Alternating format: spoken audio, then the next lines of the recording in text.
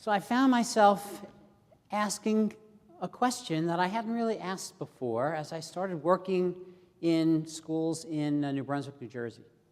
And the question is, why be healthy? Why should we be healthy? And I think it's an important question that we have to add, because we think of health perhaps as an ends, but really health is a means. And if we don't have an answer to the question of why be healthy, then the answer is, well, maybe there isn't a good reason to be healthy. We've added our research to those of others that have looked at children's aspirations about the future. And we find that many children, particularly in urban disadvantaged environments, don't feel they're going to graduate high school. They don't feel they're going to graduate college. But we've added some questions, and a number of them say they don't believe they're going to have a healthy life. So if you're in middle school and you already believe you're not going to have a healthy life, why be healthy? And so we've come to think of this as a very critical question. And the answer to this question is complicated because the individual child sits in a broad mix of ecological forces that influence their decisions about health. It depends on their families. It depends on their neighborhood. It depends on their peer group. It depends on their healthcare system and their access and history with the healthcare system. Of course, the school is part of this mix, and it's a very critical part of the mix because it is the one place where we get all the kids, or virtually all the kids. The other systems of care are much more scattered, but we get the kids in school. So it occurs to us to say, well, let's work in the schools. That's where the kids are. That's the logical place to address issues of health. Maybe. So schools that I work with and that I've worked with around the country and frankly even around the world, many of them look like the schoolhouse on the top. We call it the jumbled schoolhouse. It's the schoolhouse filled with good intentions. Everybody that has a really great idea wants to bring it into the schools. And a lot of times the schools say, well, yes, come on in, bring your idea. And they bring in often evidence-based ideas, science-based ideas, and they go in one on top of the other on top of the other. Alcohol prevention, drug prevention, smoking prevention, steroid use prevention, the prevention of prevention, no, not really the prevention of prevention, but all kinds of good things come in, and they come in very quickly and often. So then we come in. We come in with good intentions. We come in with the next great idea, a really important idea. We believe deeply in this idea, but the schools have so much going on, and they've got so many things happening, and they're so accountable to the test scores that they don't welcome our good ideas. So here we have the paradox of the schools being the place where the kids are, critical arena for making inroads in a developmental way, which is so crucial, and yet the welcome mat is not out. And so one of my takeaways for you is to be extremely respectful of the school's reality when you knock on their door. Because what we ultimately want is for the school to really become the school on the bottom. And in the schoolhouse on the bottom, the academics are at the centerpiece because that's what schools do. But they rest on a foundation. And the foundation has to do with character. We refer to it as character and service. We refer to it as what kind of person you're going to be. And what are you going to do in the world? What good do you want to do in the world? And so many of our kids come in with their aspirations limited. And again, if my aspirations are limited, well, what exactly is my reason for learning? Not just learning for academics, but learning for health, learning to not be violent. In fact, I may be in communities where I'm getting the alternate message that maybe my survival depends in part on my ability to be violent. So we become very respectful of the fact that what we ultimately have to do is engage in whole child education. Health is a part of that. It's not the whole thing, but it's a crucial part of it.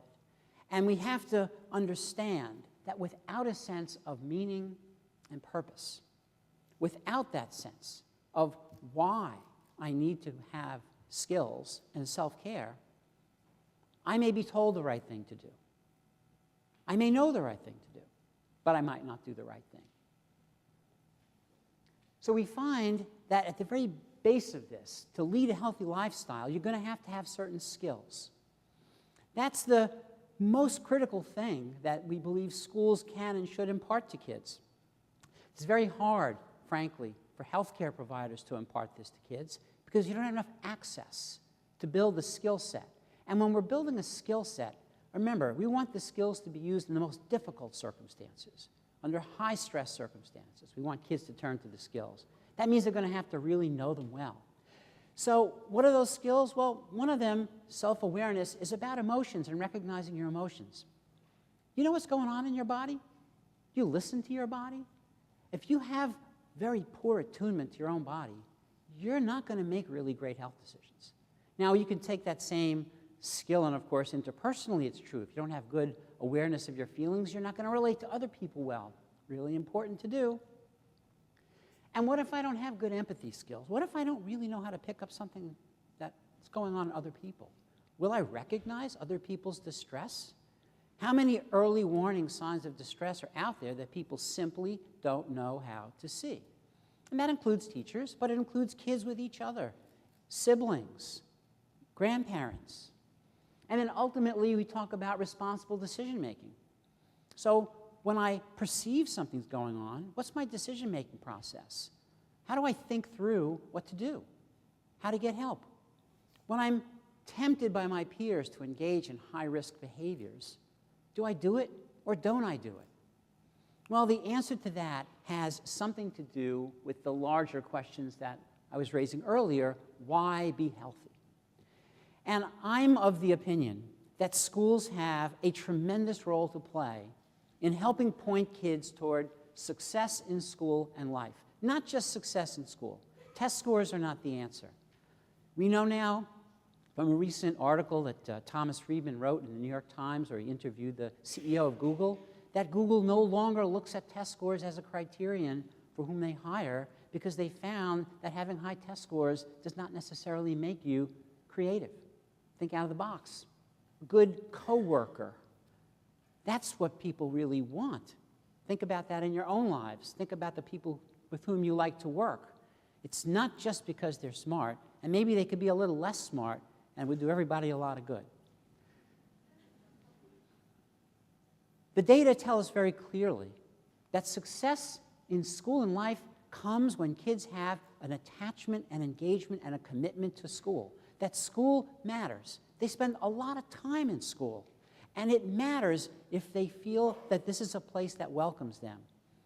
That comes when the kids have a sense of purpose and pride in being in school. So I'm not just valued because I've got high test scores. I'm valued as a person. And I got things to do in this school that are important. So I've worked with kids who really have relatively little interest in academics, but they've got a service responsibility in school. And that service responsibility brings them in, keeps them engaged. There's a program in Israel called Until the Last Child. And in that program, they take the most at-risk kids, and they do a detailed assessment of these kids, and they try to find what strength they have. And then they give them an opportunity to exercise that strength in the school. So I saw one of these assessments, and the skill that this child had was, this is a middle school girl, and she had great skill in braiding hair. Great fine motor skills, could braid hair. Okay. So they set up a table for her in the lunchroom in the middle school. And they put a sign that said, basically, hair braided here.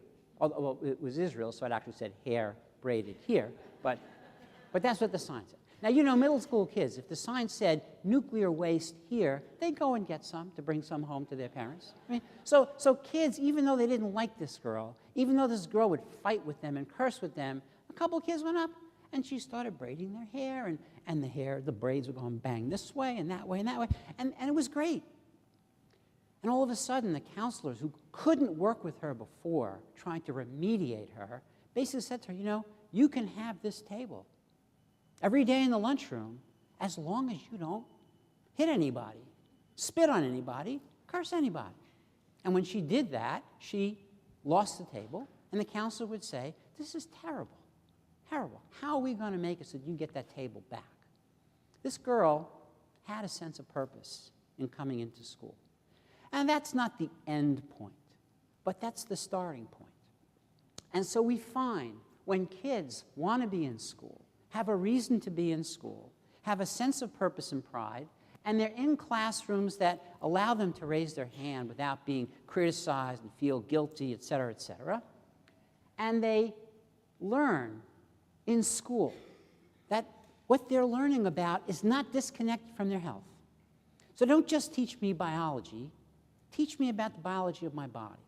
Don't just expect me to learn, teach me about the biology of learning. And don't just tell me not to smoke, but explain to me exactly what smoking does. And by the way, don't leave out the good parts.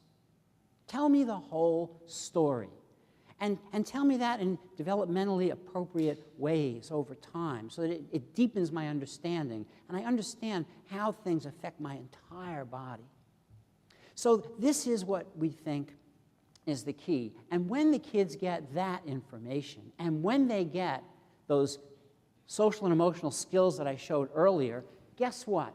There's less health risk behavior because I have something to lose. Why be healthy if I have nothing to lose? Why be healthy if it doesn't really make a difference in my own life? So there are many considerations that we have. And the work that we do in the schools is to really make them places where every single child will come in and feel like they matter. And because they matter, they have to get to school. And in order to get to school, it'd be a good idea to be healthy. And parents can kind of understand that. And then parents even get a little bit more motivated to get their kids to school healthy. Because ultimately, we want to build the youth of our future. And I've become very fond of saying that the 48-karat golden rule, forget the 18 or 24-karat golden rule, is to do unto other children as you would have other children do unto your own grandchildren. As a grandfather, I realize that is the highest standard that you can possibly have. And it's very effective when people start thinking that way. And we move our kids to be college, career, and contribution ready and have the good health to support it. Thanks very much.